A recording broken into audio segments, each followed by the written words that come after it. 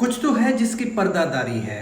पहले देखें सऊदी अरब का जो है ना पाकिस्तान के साथ मुआहिदा होना, और उसके बाद अब ट्रंप का वारे न्यारे जाना शहबाज शरीफ साहब पर। शहबाज शरीफ साहब कोई इतने बड़े डिप्लोमेट या आउटस्पोक पर्सन नहीं है, ना ही कोई बड़े मंजे हुए सियासतदान है, ना ही कोई बड़ा वोट बैंक साथ लेकर गए हैं।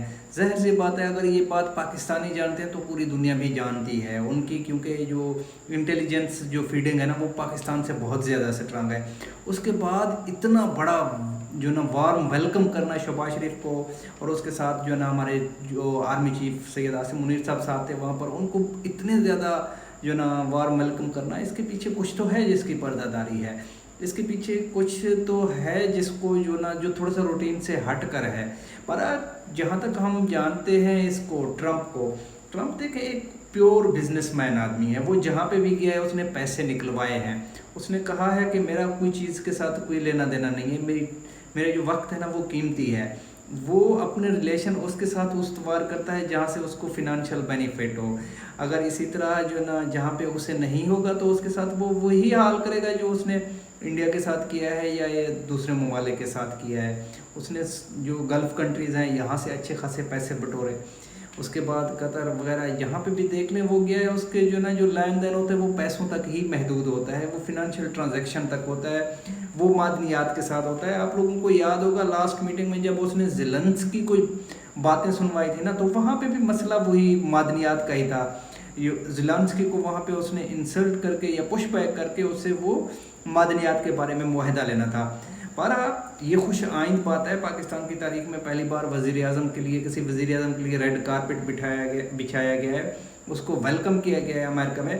बहरहाल ये जो शहबाज शरीफ साहब है उनकी भी ज़िंदगी का ख्वाब होगा कि डोनाल्ड ट्रंप से मिले। मुल्क ज़ाहिर सी बात है दुनिया का ताकतवर तरीन मुल्क है, दुनिया का चौधरी है, चौधरी से मिलना किसको पसंद नहीं है। बहरहाल इस मिलने की कीमत हम दुआ ही कर सकते हैं कि पाकिस्तानी कौम को अदा ना करना पड़े, पाकिस्तानी कौम को अदा ना करना पड़े, पाकिस्तानी कौम से मादनियात ना छीने जाएँ, पाकिस्तानी कौम को किसी और जंग में ना धकेला जाए। हम दुआ ही कर सकते हैं, क्योंकि जो हमारे जो ना डिफेंस जो ना मुआहदे हुए हैं सऊदी अरब के साथ, वहाँ पे तो एक बात तो क्लियर है जिसमें सारे जो ना जो भी डिप्लोमेट्स हैं, जो इंटरनेशनल अफेयर को देखते हैं, वो इस बात पर क्लियर हैं कि ये मुआहदा जो हुआ है ये मुआहदा अमेरिका की मुशावरत के बगैर नहीं हुआ।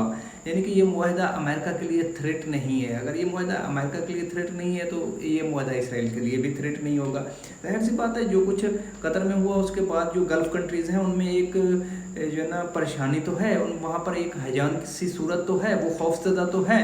लेकिन अगर हम ट्रेडिशनली पास्ट में देखें तो सऊदी अरब का कभी भी इसराइल के साथ कोई झगड़ा नहीं रहा। सऊदी अरब के जो झगड़े वगैरह रहे हैं वो अपने हमसाया ममालिक जो हैं वहाँ पे फ़िरका वाराना वारी जो जंगें हैं वहाँ पे वो होती हैं उनके साथ, यानी कि हौसी जो ना कबाइल हैं उनके साथ उसके जंग जो ना रह गए वहाँ पे यमन में, और साथ में जो ना उनकी थोड़े से जो ना इराक वगैरह के साथ भी मसले मसाइल रह गए, यानी कि जो शिया लॉबी है उनके खिलाफ उनका कोई थोड़ा बहुत मसला रह गया है। बाकी इसराइल के खिलाफ तो कभी भी सऊदी अरब खुलकर नहीं आया ना। डोनाल्ड ट्रंप बुनियादी तौर पर चाहता क्या है, और इस खित्ते से आया कि मादनियात चाहता है या फिर इसे किसी और जंग में धकेलना चाहता है, ये आने वाले वक्तों में साबित होगा। Thank you.